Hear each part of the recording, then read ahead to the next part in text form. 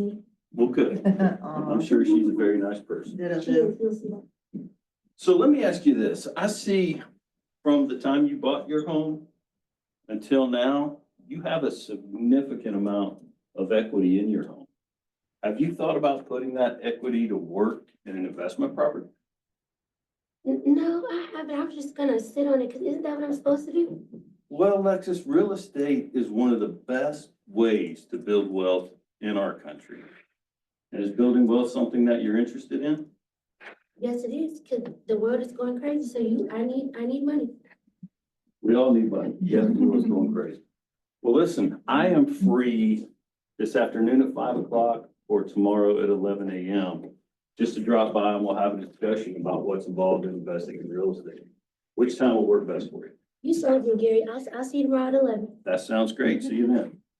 All right, so remember, when we're doing our calls, we're not trying to close them on the phone. We're just trying to get an appointment. Then we're gonna do our homework. We're gonna put our package together and we're gonna go see them and turn them into a client. And if I don't turn them into a client, I at least want to get them in my database, right? I want to set them up on smart plans and monthly home value reports and all the things so that when they do have a need, they reach out to me. When they have a question, they reach out to me. Or when somebody says, you know, a real estate agent in our neighborhood, I do. You need to call Gary at Keller Williams. And hopefully that turns into when they're at work or at the ballpark or wherever, and somebody says, you know, we're thinking about selling or we're thinking about buying in XYZ school district. Oh, you gotta call Gary Nicholson at Keller Williams. I've actually never done a deal with him, but he sends me great information all the time. We want to get those evangelists in our database. So what we're going to talk about now is how did I get that information to know they had a lot of equity? And then what am I going to do with that when I go see them to talk to them about the advantages of investing in real estate, okay? But it comes from the lead gen conversation of when I get that live person on the phone, because it's so rare now, to get an opportunity to get in front of them, because people move, how often now? Every 7 years. 7 to 10 years. So they're not gonna be ready very often when we move. Every once in a while, lightning will strike. Happened to me 2 weeks ago. I called a guy in Royal Lakes that I had talked to maybe a year ago. And he said, you know, as a matter of fact, I'm glad you called. We have to move to Columbus. My wife's mother is no longer able to take care of herself. So we're moving down there to be closer to her. Can you come out and talk to us? And of course I did. And of course, we're going to be listing the house. But that doesn't happen very often. Most people either, I want my kids to get through the school system, or we just retired here, or whatever. But at least I still want to get them in my database, marketing touches to them, things of value to them, and convert them into my evangelists for real estate business, right? All right, so where do I get that information? So if I am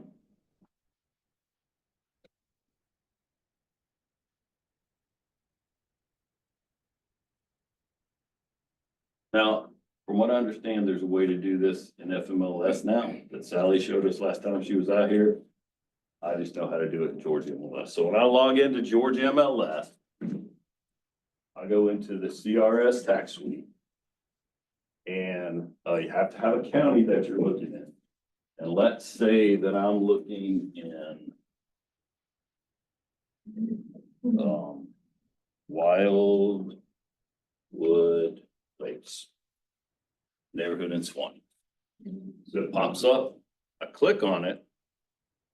And now I use this when I'm getting ready to either do golden letters or postcards or any other mailings. Because when I click on submit, I get the names and addresses of all the property owners in the neighborhood. And so I can come down to the bottom. Well, first I got to check them all. So I check all the results. There's multiple pages. I can create labels from here, but what I'm going to do most of the time is just export this list. And so here's where the gold is. I can pull all of this information about these addresses from FMLS, and the ones that I'm pulling when I'm doing circle prospecting or I'm doing golden letters includes the last sales price, so that's what they paid for it, and then the appraised value. Now, the appraised value is an automated valuation model. One of my favorite things, not because they're very inaccurate. Need a trash can. Yeah, you said you put in the subdivision. I do. But you can put in a street name as well, or a person's name as well. So the way AVMs work, automated valuation models, and this is how Zillow's works, this is how the one in the tax record works, they're all wildly inaccurate. Oh, I'm sorry. I was just trying to get to here. Oh, Georgia MLS, Get out of Command and go to the home. CRS app, so yes, Kadisha. I'm sorry. We only know FMLS. Oh, I don't think I'm sorry. I know. I don't use that. My question would be, when you're looking at a subdivision, right? Uh-huh. What if it just said homeowner association, HOA? This one? Oh, yeah, I'm not mailing to the, if it only says that, Yeah, like the subdivision. something's wrong. Try shortening the name and see if you get multiple choices. I don't want to look at thank you. You can continue. My bad. Okay, so the way the AVM works, of course, they all have an algorithm. And so their algorithm may say, I need 50 sales within 10 miles. And so they'll go in and they'll pull 50 sales within this 10-mile radius. Basically, they're taking all the sales prices and all the square footage from the tax records, and they're dividing the total square footage into the total sale price. They're coming up with a price per square foot, and they're applying that to what the tax record says about your house. Why is that so wildly inaccurate? There's a couple of reasons. Are the tax records always No, correct? the tax records not always correct. You could have not paid for it. They are often incorrect. If you finished your basement and didn't get it permitted, that's not gonna be reflected in the tax record, right? What's the other problem with taking 50 sales within 10 miles? Talk about what makes it good comparable, right? So if I go 10 miles from here, school zones are different, that's right. Are we in a school zone that adds tremendous amount of value to a home? We sure are. That could be different. Half mile up Taxes the could road. be different. Taxes could be different across Just jurisdictions. a half mile up the road, then you're out of the Beaufort city. Yeah, you are out of Beaufort City. Right here, there's parts of Hall County that are in Beaufort City schools. Yeah.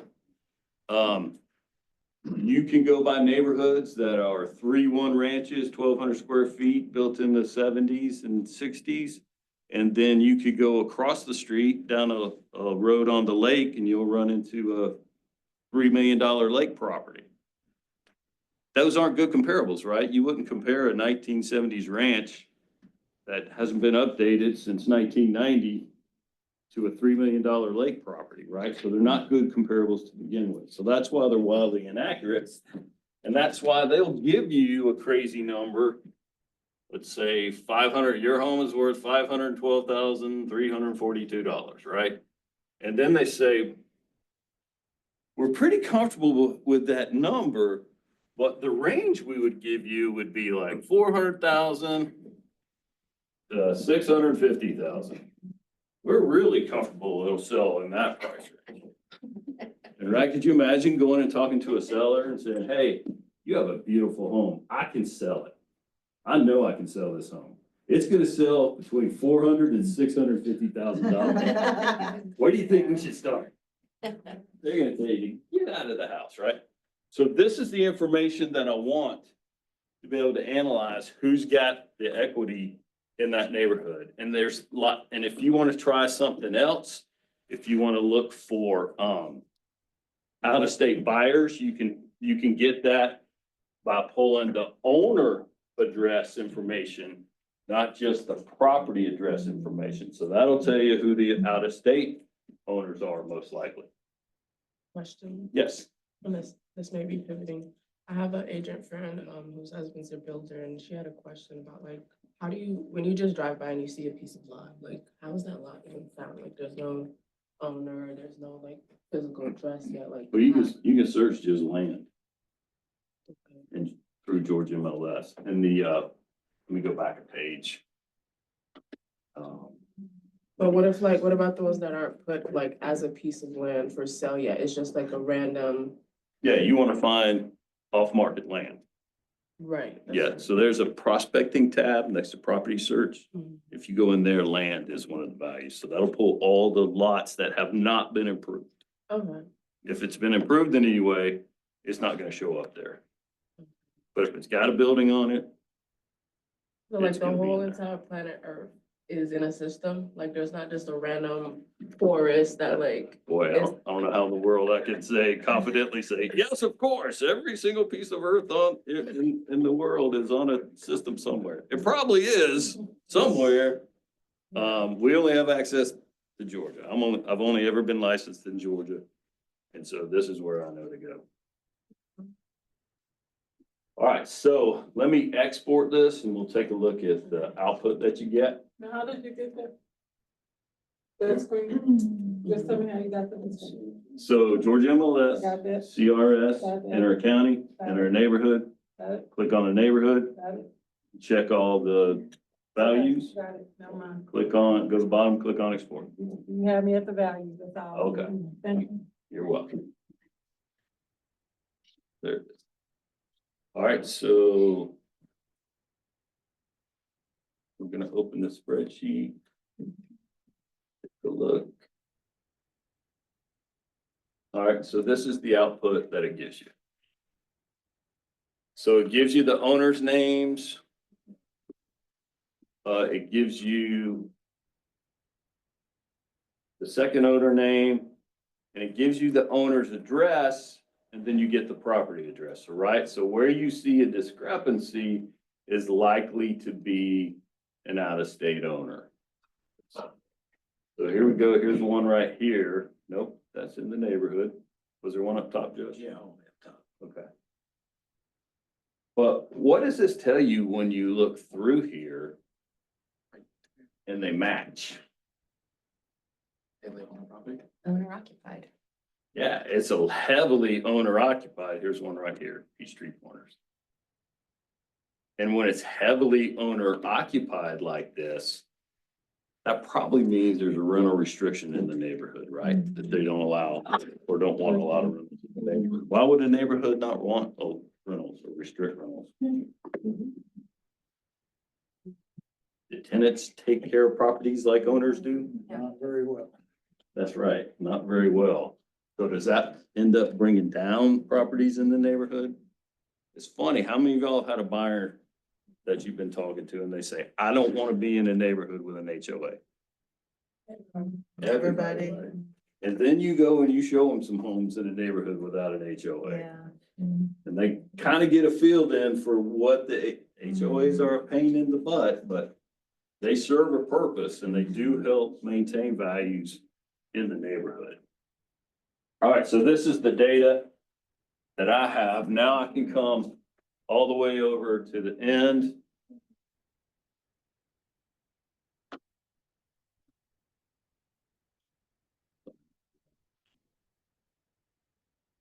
And so I really want to come over here. Can I get over there? Okay. And what I really want to do, I want to add a column here. And go ahead and calculate who's got some equity. So I want to put a formula in here that says I want to take this column and subtract this column. And then I'm gonna copy that formula all the way down. And then that's gonna pull that. Which property is I that? mean, you can delete what you can delete, M and N. To me, the more.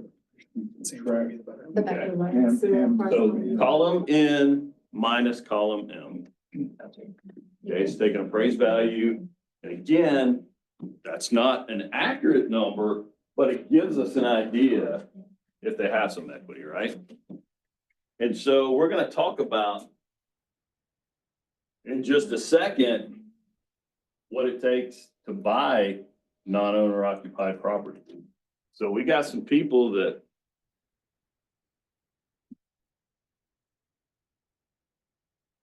have some equity issues. This is interesting that, so the tax appraisal hasn't caught up to the market clearly for 2024. But look at this guy. We got this one for 295 in 2023. You got a good deal. Good for him. So there's a lot of equity in this neighborhood, right? This is kind of an older neighborhood. So we've got deals going back to 1998. So there is a lot of equity sitting here that people could be investing in real estate, right? So that's where I get that information to have that conversation. If I'm calling these folks that are in the red or don't have a whole lot of equity, I may not bring that point up. But you never know. You never assume. That's the old adage, right? Yeah, it's like this guy has 0. So you bought your house 2 years ago and it's still worth what you paid for it. That doesn't seem right in this market, right? Well, So like I said, just kind of a red light, green light of, do I want to bring that conversation up? Do they have enough equity? Of course, these guys with 200,000, 300,000 and more in equity, definitely gonna bring that conversation up. But depend on how the conversation is going. If I got somebody like Lexus You're welcome. who wants to be a smarty pants, then maybe I won't. Great thing about this business is we can choose who we do business with, right? Is there a criteria you use to decide which one you wanna call first? No, because I'm gonna call them all. You wanna call off? Yeah, yeah. Yeah, I'm gonna call them all. Especially if I have a listing. And if you have an open house, you should call them all too, right? Yes. Yeah, these two do a good job. Amy, do you call for your open house? You with them? Call for your open house? I only had one experience with that. I usually door knock. That's right. We're not considering. Hey, His kid. Anybody else? Kadisha, you call? What's that? Okay, good. Good. All right, so let's talk about now investing in a property. So when I get that appointment booked and I'm gonna go out there and talk to the homeowner, I wanna have an idea of what's around there. And so I'm gonna let's take one of these, 2115 Wildwood Lake. And we'll go do this in FMLS.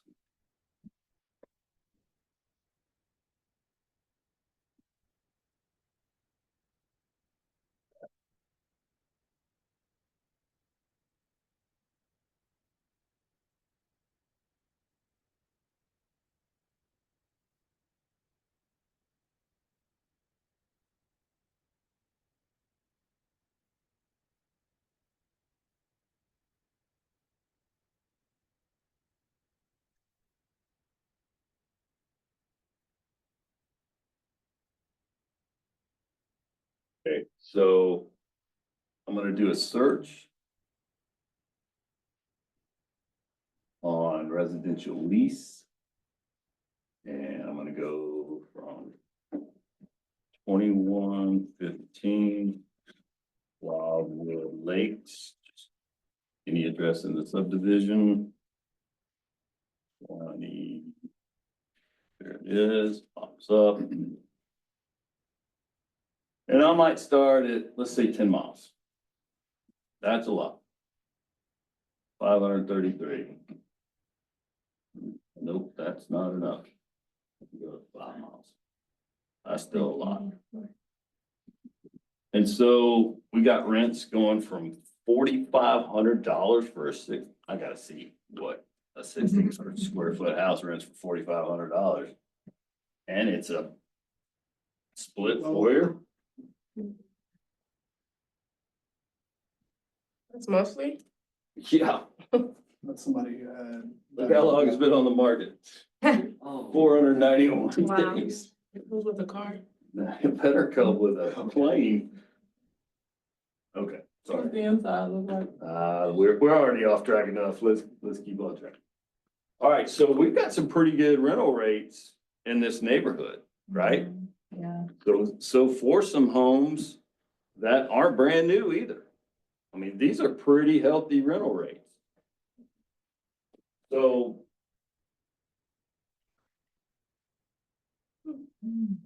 let's say in this neighborhood, it's an average of $3,000 rent. All right, so then I want to go in here and I want to do the same search.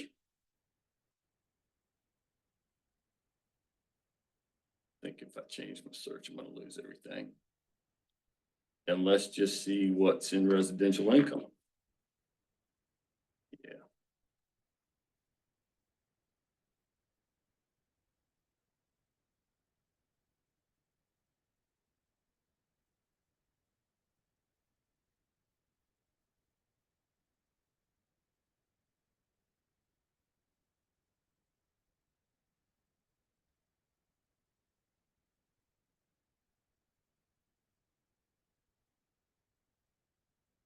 All right, so we got some going in the 4s, we got some going in the 6s, we got one here at 350.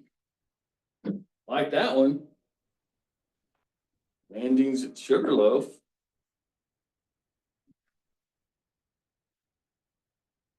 I'm not sure what I can do about that. You might want to move. Where do you separate whether you want rentals to see the rentals or based on the prices? So it's the type of search that you run, Okay. the Okay. residential, Okay. yeah, You do a cross property? residential lease, I don't know how to do that. I mean, that might be a better way to do it. Love for you to teach a class on that. I would definitely, Yeah, can I ask a quick question? Mhm. So when I was talking. Speak up so everybody can hear you. I didn't want to in case I was wrong, but, I'm wrong all the time. when I was talking to that potential investor, I did make one mistake. I went to residential to look at the prices versus residential income. Is there a big difference in pricing, or did I miss an opportunity where only a certain portion of homes are listed under residential and then other homes are listed under residential income? There is a difference. Mostly, Okay. most of the residential income is, 2 to 4 units. Anything Oh, over like 4 duplexes. units is commercial. Okay, And then most of the people that are selling single family homes, even though they could be rentals or a good candidate for rentals, especially if it's in a neighborhood that has a lot of rentals, they still just put it in residential. You can put it in more than one category. okay. So if the person is not looking for a duplex, but they, even though it's a buy and hold, we would still need to go to residential if that's not what they're into. Okay, Yeah. good. So I take that back. I did mess up then. That's it. Thank you. All right. So that's townhome that somebody's put in here. So a townhome renting for $350,000 that might rent for $3,000. That's a pretty good deal right now. So then let's talk about how that looks for a homeowner for the investment. So if you're getting a non-owner occupied property, and part of the deal in building wealth is leveraging other people's money, right? So borrowing money to acquire the property. But a non-owner occupied income property is going to require a 20% down payment from most lenders. So if I am borrowing money to buy this unit,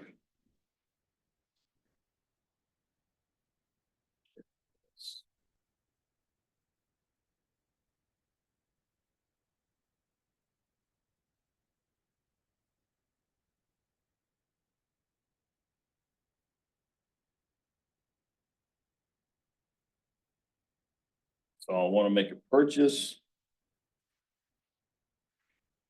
Oh my gosh, we could please stop with the pop-ups. Good Lord. $350,000. I've got to put 20% down. $70,000, okay? That's where I can get the equity out of my home to provide that down payment. So now I'm gonna borrow $280,000. But want to use leverage. I don't want to spend $350,000 on this home. I'm gonna borrow money and my tenant is gonna pay down that mortgage for me, right? And grow my equity. Tenant's gonna do that for me. So now I've got a $280,000 loan. Now, non-owner occupied properties are more riskier for a lender, so they have a higher interest rate, right? So let's say you're gonna be able to get this money at 7.5%. So the next thing I want to put together for them is a cash flow worksheet. Okay, so if I borrow $280,000 at 7.5% interest, somebody turn the light off and I can't see. So your principal and interest, and again, and this is also a red light, green light. Is this investment gonna make sense for my investor? And this is part of doing that analysis on the front end instead of trying to do this on the spot when you're in front of. Just say, hey, I pulled this example of a residential property in the area. I've gone and looked at the rental rates in the area. This is what I think it'll rent for. So if you borrow $280,000, your principal and interest payment is gonna be $1,958. Your taxes, and I would recommend that most investors escrow their taxes and their insurance, just like most people do on their residential property, because you wanna make sure they're gonna get paid. Wait, how did you calculate the principal and interest? Oh, I skipped that. So the easiest and quickest way to do it, you can get some other information from this screen.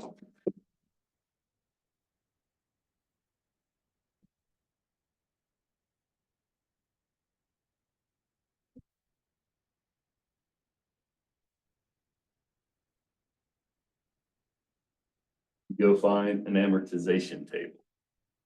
And so just, I really hate this. So go into Google, type amortization table.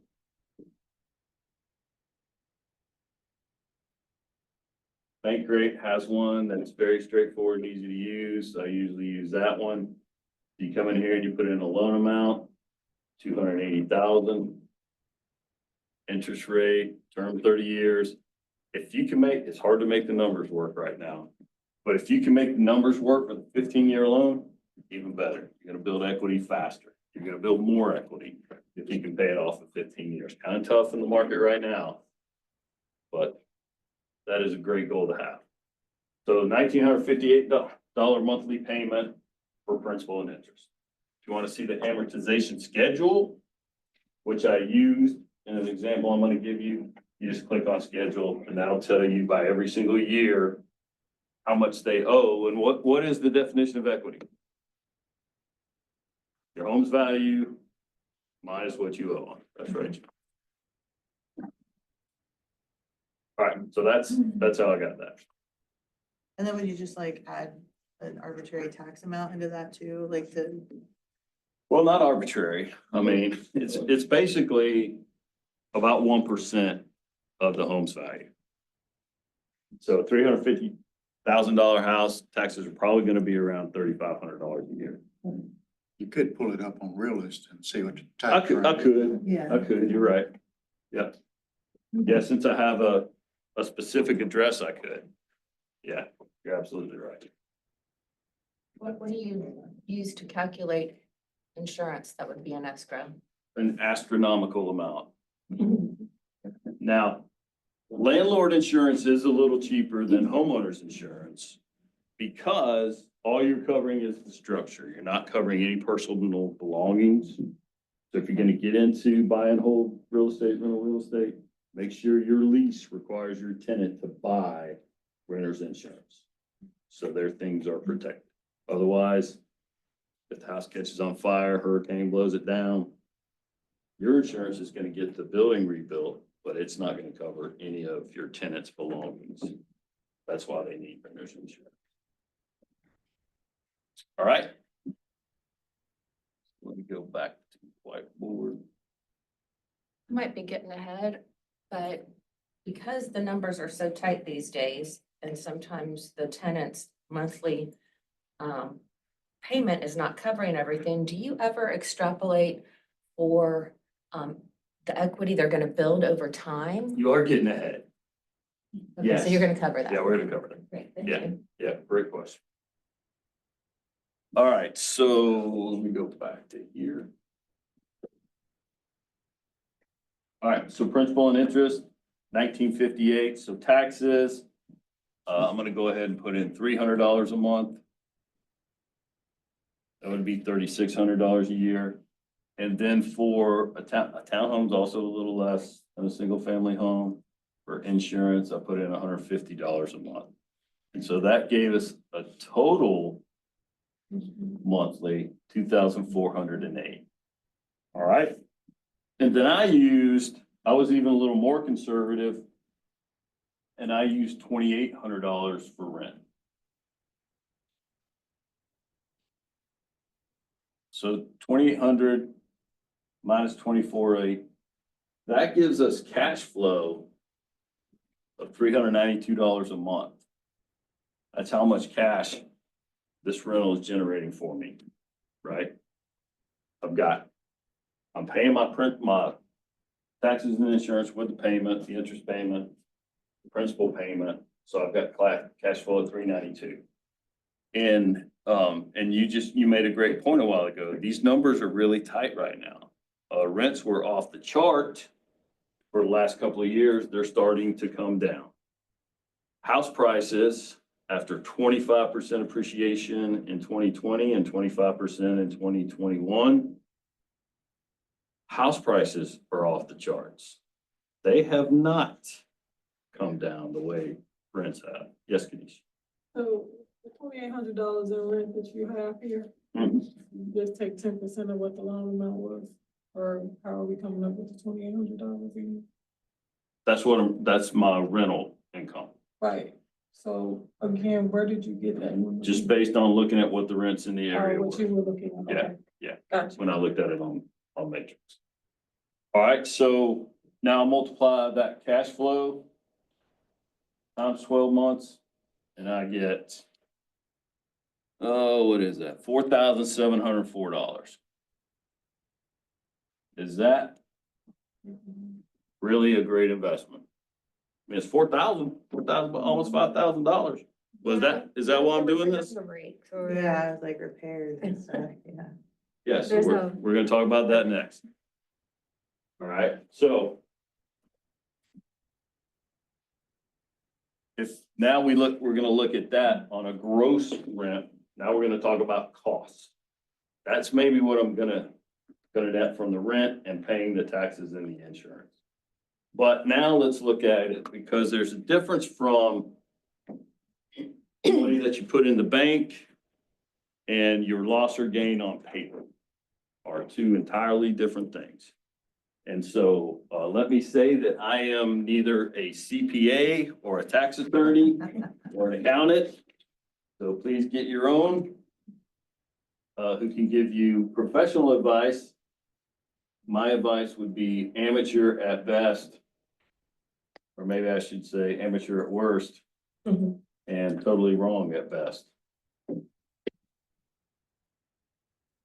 All right, so $2,800 a month is gonna give us annual, thanks for just really being a great help. Technology. So that's $33,600 a year. That's 12 months times 2,800, okay? So yes, we have loan interest. So I had a $280,000 loan.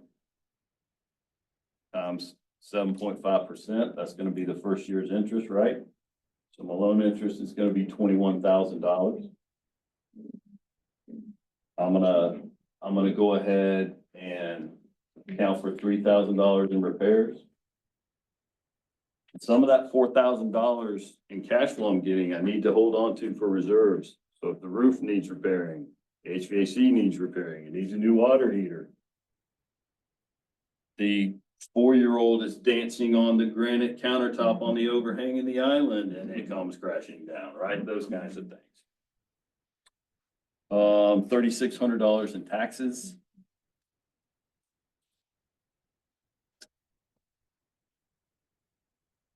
And $1,800 in insurance.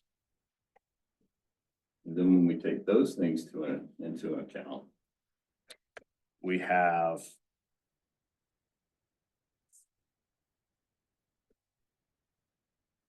about $4,200 in a paper profit. Okay, pretty close to our cash flow. Somebody talked to me about depreciation.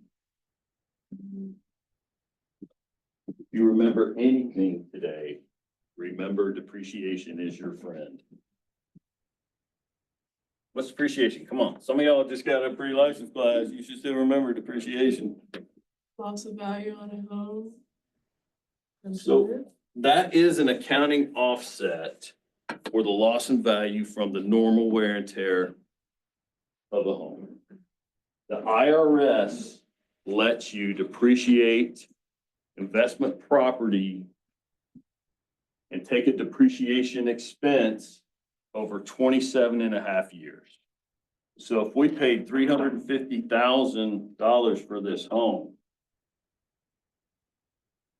by 27 and a half years, I can take a $12,727 depreciation deduction.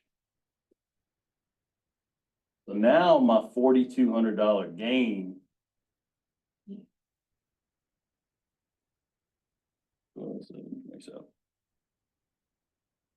turns into an $8,527 loss.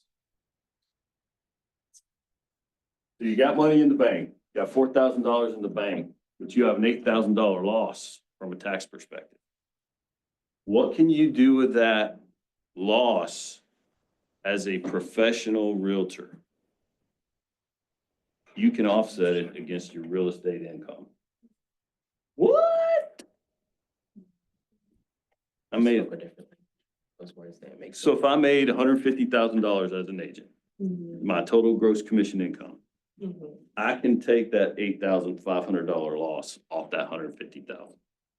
Okay. Now, as a homeowner that's investing in real estate and my full-time job is working for AT&T or whatever, I can't do that. I can take this as a loss against other long-term investments. Again, I'm not an accountant. Get your own accountant. But as a real estate professional who's investing in real estate, I can take that off my other real estate income. It's all real estate income. I'm a real estate professional. So that loss comes off of that. That's one house. Imagine I had 10. So my taxable income goes from 150 to 65. Imagine I had 20. And I have a paper loss on each of them, $9,000 or $10,000. Now I have no taxable income as a realtor. Imagine I had 50. That's a guy I met who used to work for Delta. He started flipping in the early 1980s, and he has 50 residential real estate properties. Now, he's not even a real estate professional, but you could offset that income. Now, there are some limitations, so again, talk to your own accountant. But that is the power of depreciation. That is why depreciation is your friend as a realtor who's investing in real estate. All right, so the other half that you brought up is the equity. So anybody tell me what the trend line is for depreciation? What's our average appreciation over the years? It's 4. For the whole country. Yeah. So Gary Keller just told us this in Vegas last week, showed us the trend line, 4% appreciation. So I went in and calculated the appreciation over 10 years. So this $350,000 house is gonna be worth $518,000 at 4% a year in 10 years. And our loan balance, 280,000 at 7.5%, is gonna be paid down to $238,000 in 10 years. So now I have equity in that house of $279,574. What if I had 10 of these? 2.8 million. What if I had 20 of these? 5.6 million. Everybody just spent last quarter, fourth quarter, doing your GPS for 2025. Who's got buying an investment property in their GPS for this year? Who thinks they should probably add that for this year? Well, if you don't own your own home, buy your own home first. But if you do, then work on buying an investment property. It is a tremendous way to build wealth in a relatively short period of time compared to most investments. Okay, I had a question on that. It's definitely not get rich quick, but it's get rich. Okay, so for us new-ish-esque agents, I think Amy knows where I'm about to go with this. So I didn't put investment property on my GPS this year Yeah. because in my brain, it's like, don't I need to do some closings first and get a little cushion before I do that? Would that even make sense on my balance Well, it's sheet? good to have 6 months reserves for Okay. personal and business. You don't have that, fund that first. Okay. Yep. So can we do that for next year, maybe, on our GPS? Would Well, you that make need- more sense? You need $70,000. That's what I'm In this example, how many closings is that? Our average sale price, 400,000, that's $12,000. $72,000, you sell 6 more homes. You increase your goal by 6 closings, you can buy it this year. Josh said he's gonna do it first and then I'm gonna Go. follow up. Don't follow, do it with them, do it at the same time. My question is, it's some, like, from your advice. So say, for instance, I wanted to buy some investment property not in this state. Doesn't matter. I mean, find somebody who does know. It's totally fine to have investment property in another state, but work with a professional who knows the area and knows where you should be investing and where you should stay away from because of the external factors in the area, right? I mean, like I have a buddy that owns an investment. He's got a condominium in downtown Chicago. And he's like, hey, I need to sell that. Can you help me with that? And I'm like, no, I'm not your guy. I can refer you to somebody. But even for a friend of mine, I sold an investment property in Columbus for him last year. I didn't want to do it. I said, there's a KW office down there. Let me set you up with a good agent down there. I don't know Columbus. And he made me do it. And I did it. It's 2.5 hour drive each way to Columbus. But I did it. And So, but I won't do it again.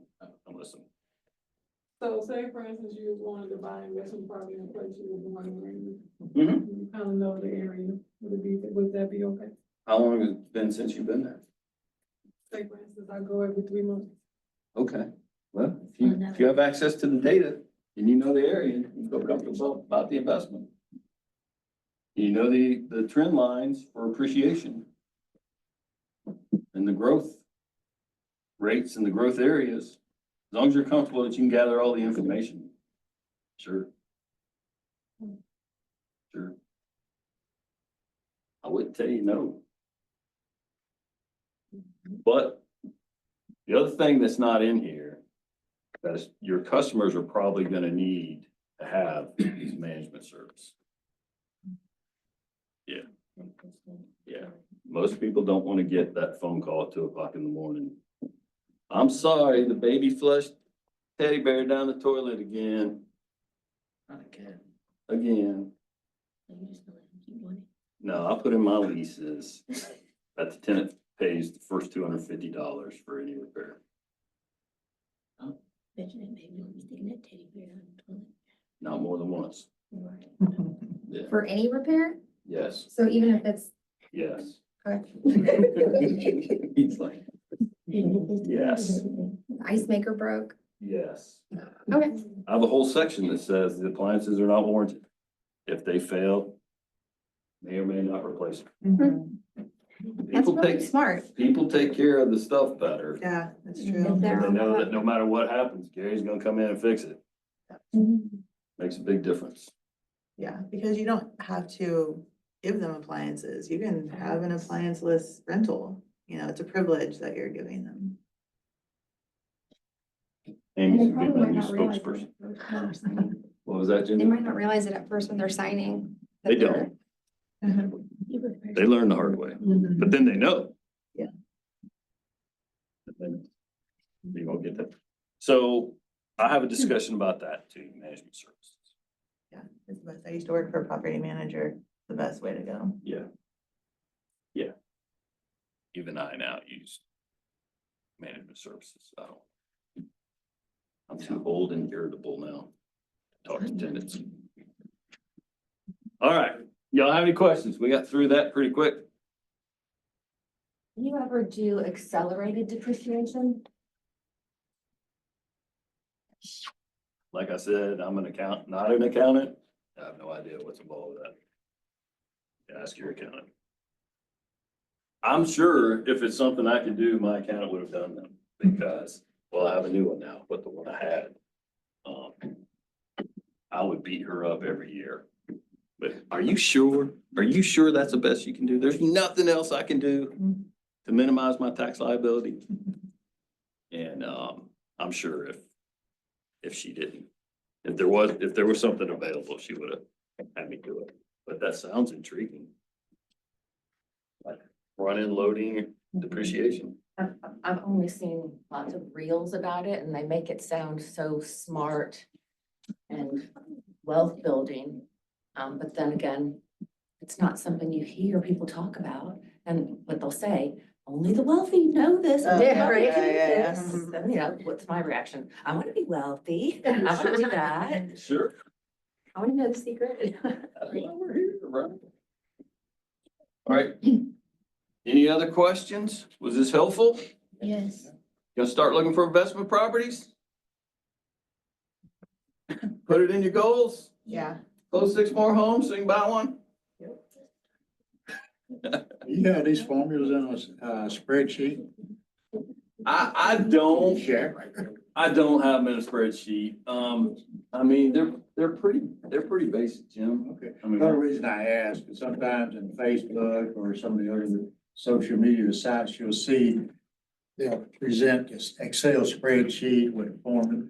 With the Yeah. numbers, they don't give you the formulas, but you can figure it out. yeah. I didn't know if you had it on spreadsheet. I might have a spreadsheet. Gary Wilson is a guy that teaches investing online. Mhm. He sent me a spreadsheet years ago. I may still have that. If I do, does Leah or somebody have your email address? I responded that I was attending, so. Okay. All right. Do you have a card with you? Give me a card. And we'll put it out on the Facebook page Yeah. for everybody, KW. If I can find that. I appreciate it. You're welcome.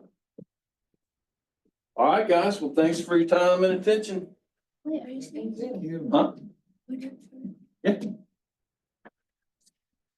Well, it's better to finish early than run over late, right? That's real good. I have a question. Yes, sir. Can you show me or show us how to get back to that, bringing from the community and, Georgia Laws? So CRS? Yes. Sure. You're welcome. No. No, I'm I'm not gonna sure. say for Gary, that did not make sense. Gary, what do you use to get your phone That's so numbers sorry. or call people? I mean, I know right now we're, huh? Red X. Red X? Okay. And so most, I mean, like 70% are on the do not call. I don't know, it's like, Uh, That's why you gotta, door knocking's coming back yeah. with these TPCA rules and lawsuits. What are your thoughts about sending like the letters to out of state or not, owners? Talk about equity and, Yeah, I send gold letters out of state, okay. absolutely. No, you're not. Right, that's not. All right, so when you log into Georgia MLS, you're looking for CRS tax suite. Okay, and then you're gonna come in here and put the county, and then type in the neighborhood. That's where. Yeah. It will hopefully pop up. Sometimes it won't. No system is perfect. And then there's all the, check them all and then export. We'll give you the spreadsheet. All right, thank you. Any other questions? Yes, sir. Is there a system you can go to get off a list of off-market properties? Well, I mean, this is as good a list as any. I mean, you can buy them. I mean, you would have to cross-reference the neighborhood list with what's active on the market. So you could pull this list and then you could go back in to Matrix and then do a search on the neighborhood. So if I come in here and I put in Wildwood Lakes.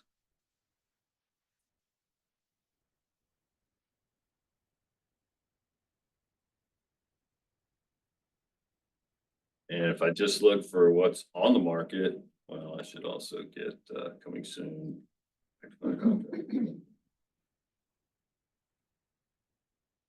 And so those are a few homes you wouldn't necessarily want to send something to or call. I don't do this. I have a disclaimer at the bottom of my golden letter that says, if you're currently under market or under contract with a realtor, this is not a solicitation for your business. But, you may want to take those two off the list. It's a good question. There's people that'll say you list, Jim, but they're pretty much doing the same thing. Same thing, yeah. The one saying status is AUC, is this an auction? No, that's a good question. That's what I thought it was first time I saw it. I was like, there's auction properties in FMLS, woo-hoo. No, it's active under contract. I kind of contract. So that means that they've got the property under contract, but they're still showing it to accept backup offers, to get backup offers, basically what they're doing.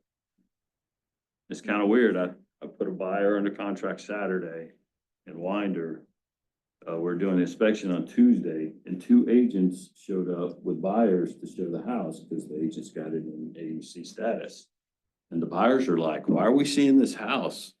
These people have it under contract. They're here doing an inspection. Why are we even looking at this house? So it's confusing for consumers as well. All right, guys. Well, thanks very much. Thank you. Y'all have a great rest of the day.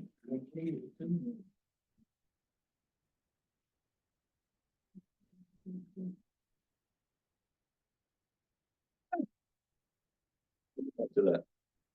That one is not in FMLS, it's only Georgia MLS. Yeah, it tells you. So, Yeah, flags it. Yeah. Website sale, temporary aftermarket. so smart kids found that they get flagged. It's got a flag. It's on market. That's a good catch. Thank you for teaching this old dog a new trick. And it tells you when they expire to the hourglass. So you can, but that's not the first one you should call them when those expire. Right.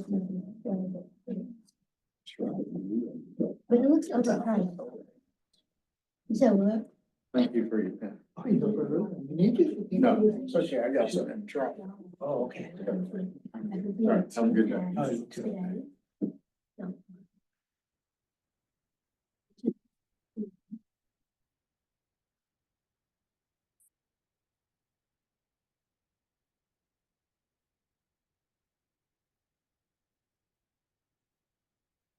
Thank you, sir.